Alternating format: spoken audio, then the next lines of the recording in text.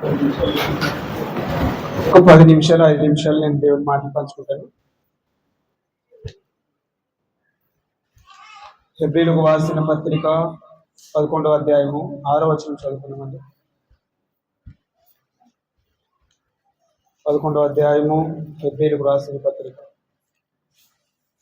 విశ్వాసము లేకుండా దేవునికి ఇష్టడైనది అసాధ్యం.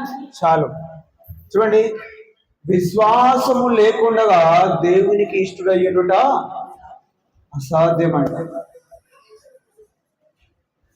ఏమి లేకుండా ఉండట? విశ్వాసము లేకుండా ఉండట. అక్కడ ఏముంది? విశ్వాసం.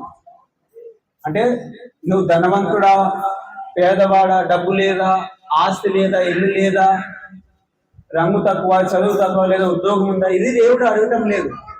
వీటిని బట్టి దేవుడు ఇష్టపడటం లేదు.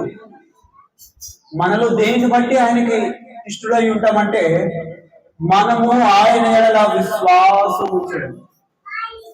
చూడండి, ఎంత తెలివి ఉంది, ఎంత జ్ఞానం ఉంది, ఎంత హోదా ఉంది, ఎంత అధికారం ఉంది. ఇది కాదు దేవుడు కోరుకునేది. నీకు నా మీద ఎంత విశ్వాసం ఉంది. చూడండి, విశ్వసించువాడే నిత్య జీవము గలవాడు. యేసునందు విశ్వాసం ఉంచువాడే దేవుని కుమారుడు, దేవుని కుమార్తె కాగలడు. చూడండి, విశ్వాసం అంత ప్రాముఖ్యం మనకి.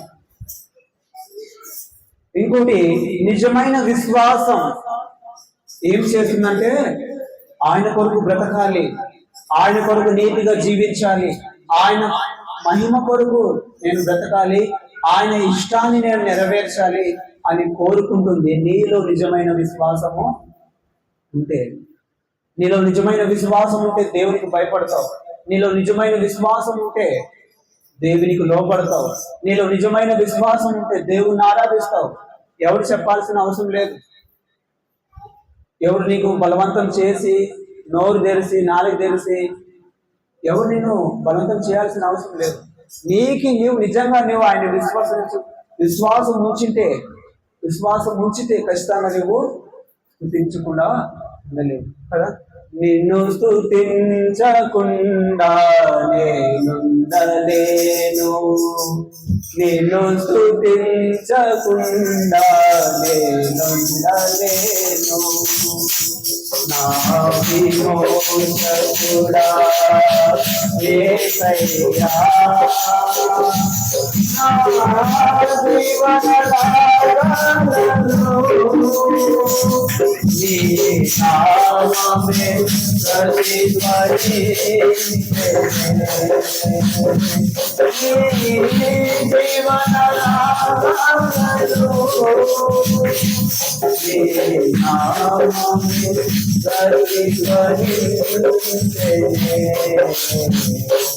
హల్లెలూయా. దేవుని నిజంగా విశ్వాసం వచ్చిన వాడు ఆయన స్తుతించకుండా ఉండలేడు. చూడండి, ఆలోచించండి.